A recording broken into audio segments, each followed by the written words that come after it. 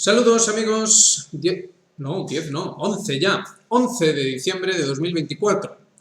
¿Cómo pasa el tiempo? Ya estamos a la vuelta de la esquina con la Navidad y el fin de año y todas estas cosas. Sin embargo, la tensión, sigue siendo enorme. Fíjense que la última noticia que tenemos, que quizá pase desapercibida, es posible, pero que para aquellos que están mínimamente enterados, digamos que es muy significativa de la gravedad del asunto, es que Rusia oficialmente desaconseja a sus ciudadanos viajar a Estados Unidos. Tengamos en cuenta que los rusos ya dijeron hace tiempo que si los estadounidenses se creían que esta vez la guerra no iba a llegar a su territorio, se equivocaban.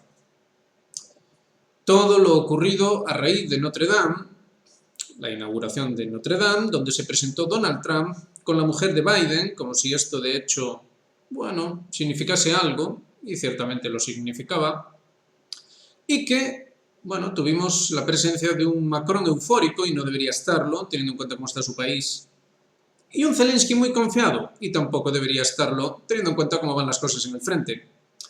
Pero la cuestión siria nos ha dejado todo muy claro.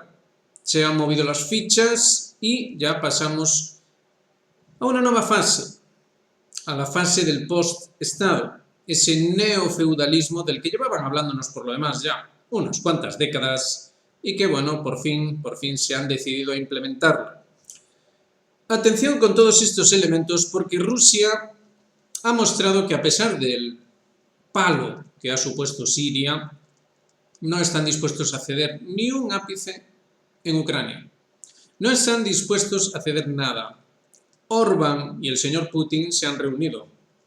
Y lo que tenía que decir Orbán era muy significativo. Estamos viviendo las semanas más peligrosas desde que empezó la operación militar especial. Ocurrieron muchas cosas peligrosas en estos ya más de 2 años y medio desde que empezó dicha operación militar. Operación militar especial que, por cierto, según el propio Putin, ya es un conflicto global.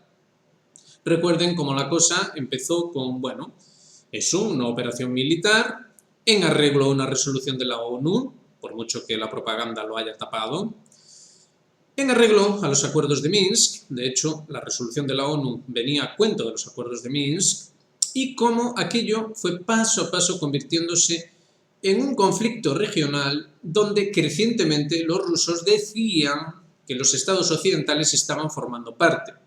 Paso a paso, se ha yendo y hasta ya el punto de conflicto global, término que ha utilizado el señor Putin, y no solo en una ocasión, sino ya en varias ocasiones. Conflicto global obviamente solo puede significar lo que significa. Todo el que quiera es perfectamente consciente de qué es esto que está ocurriendo. Entonces, ¿por qué el señor Orbán decía esto? El señor Orbán era el mismo que dijo hace unos días, lo cubrimos aquí, que hacía falta un nuevo acuerdo, un nuevo plan, una nueva estrategia de seguridad para Eurasia. Vaya. Recordemos que Hungría, lo mismo que Eslovaquia, forman parte de la Unión Europea, con lo cual de la OTAN, da igual si directo o indirectamente, lo mismo da, y que además están, hacen continuidad territorial con la propia Ucrania. Esa Ucrania que el señor Trump acaba de decir que el arreglo del conflicto ucraniano es su principal prioridad. Es curioso cómo este señor pasó del discurso de que America First, que lo que importaban eran los asuntos internos estadounidenses, cómo ha pasado a que la principal prioridad de su administración es el arreglo ucraniano, el arreglo de la situación ucraniana. Poco a poco se va confirmando lo que dijimos aquí. Obviamente hay un acuerdo entre la administración Trump y la administración Biden para tratar de llegar a un arreglo que básicamente sería un engaño para los rusos. Los rusos movieron ficha con el misil Oresnik.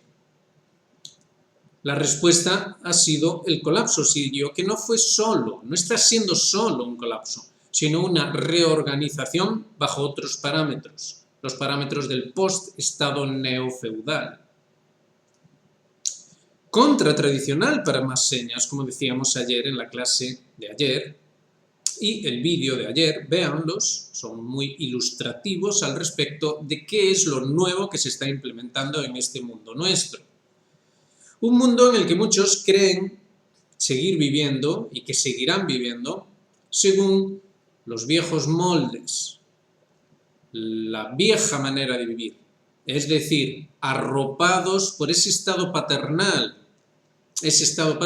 con ese nivel de vida. El sueño americano, el sueño europeo, llámenle como ustedes prefieran. Eso está terminado. Por eso sonreía tanto el señor Macron. Es irrelevante lo que el señor Macron sea o deje de ser, esa no es la cuestión. El señor Macron es un perro fiel y cuando mueve la cola es por algo. Y está moviendo la cola. Sus jefes, y no es ningún secreto quiénes son los jefes del señor Macron, han decidido echar toda la carne en el asador.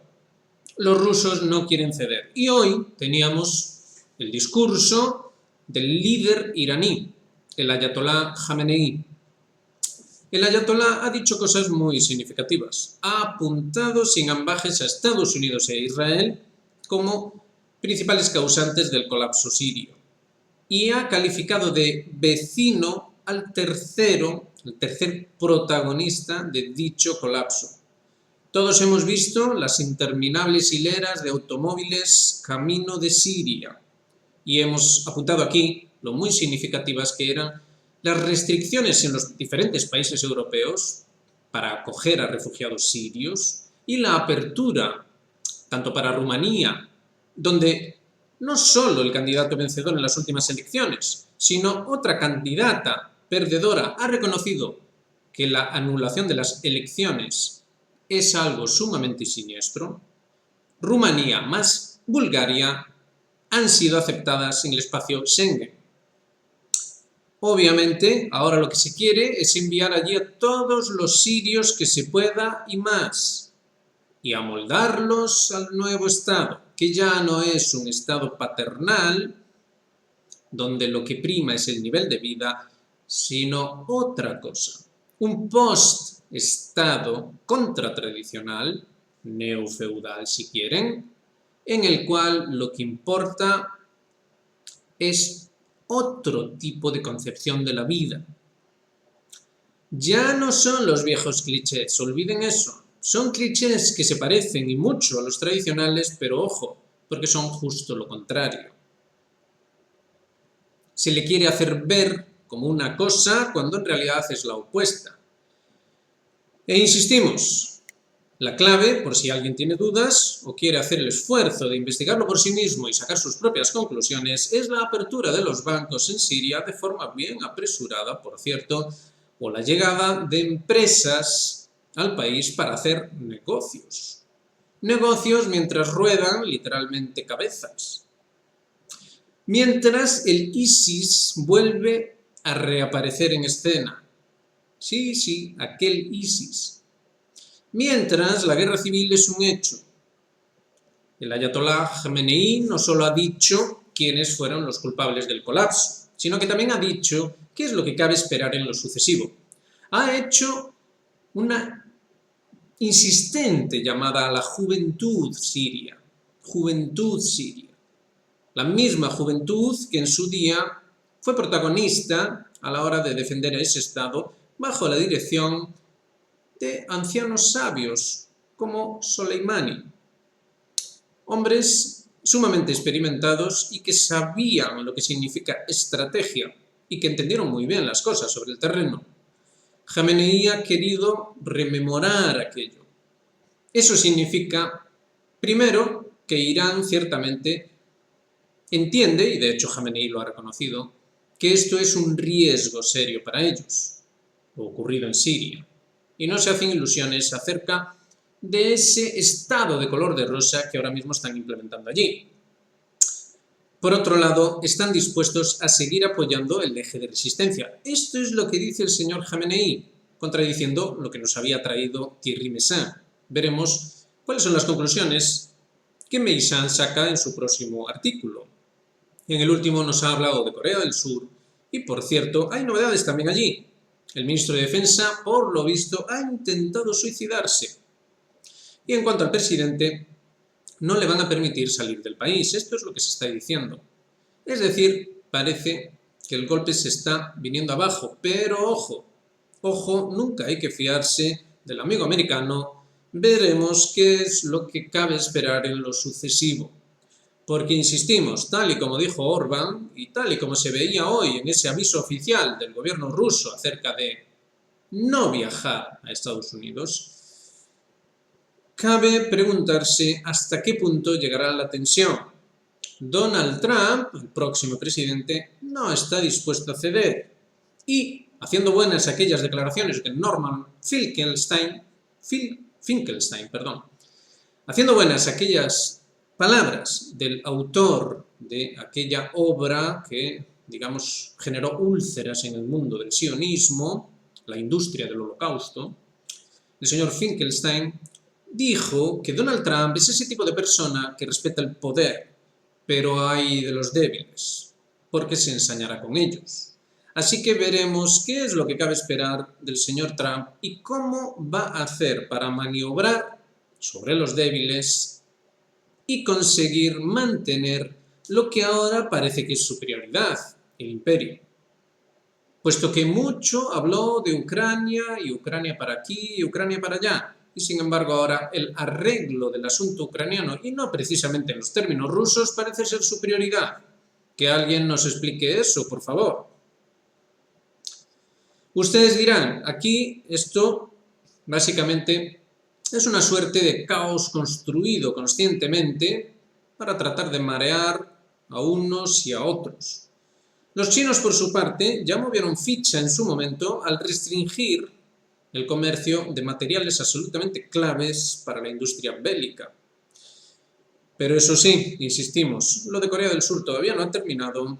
Cabe preguntarse, como apuntaba Meyssan, ¿qué es lo que pasará en Japón? Es lo que puede pasar también en Filipinas y desde luego en Taiwán. Caben preguntarse muchas cosas en estos tiempos revueltos y, como decimos siempre, mucho ojo a la cuestión contratradicional, porque para aquellos que quieran verla, está ahí, alto y claro, que la reunión se produjera en Notre Dame, donde ocurrió aquel misterioso incendio y donde ahora se pretende escenificar un nuevo mundo, una nueva forma de ver la religión, de ver la política, de ver la sociedad, encarnada por el propio Macron, si lo piensan. Una nueva manera de verlo absolutamente todo, y desde luego también la cultura. La cultura que sin embargo conecta con el pasado, Notre Dame. Algo nuevo que conecta con algo viejo, pero dado la vuelta. Es decir, no es que lo nuevo pretenda dar solución de continuidad a lo viejo. No, pretende usurpar su identidad, que es muy diferente. Esas son las auténticas claves que nos pueden llevar a entender todo este tremendo galimatías. Por lo pronto, insistimos, mucho ojo a los movimientos de Rusia. Los rusos no han dado ningún signo después del colapso sirio de que vayan a avenirse a absolutamente nada en Ucrania. Y aquellos que decían que el colapso sirio sería un intercambio, por así decir, por un colapso ucraniano, a ver cómo se explica la postura del señor Trump. Y lo que es más importante, cómo se supone que va a sobrevivir la OTAN o la Unión Europea a un colapso total de Ucrania. En fin, mucho en lo que reflexionar. Seguiremos aquí, como siempre, al filo de todo este tremendo caos de noticias, de eventos inesperados, y en lo sucesivo es de esperar que siga así la cosa, y para mucho tiempo además. Veremos también qué es lo que hacen los israelíes, porque los israelíes ya han guiñado el ojo a Irak, ya han dicho que allí también hay cosas que hay que arreglar, lo mismo que fueron arregladas en Siria. Insistimos, el ayatolá Jamenei parece que captó muy bien el mensaje y parece que su discurso apoya una continuidad del eje de resistencia. Pero bueno, todo habrá que verlo en detalle y uno no puede estar ya más que apercibido ante la posibilidad de que lo inimaginable se presente como poco menos que obvio. Así que, lo dicho, seguimos aquí, ya saben, hagan me gusta, suscríbanse, activen notificaciones y háganse miembros de Geopolítica Actual. Aquí continuaremos, nos vemos en la próxima.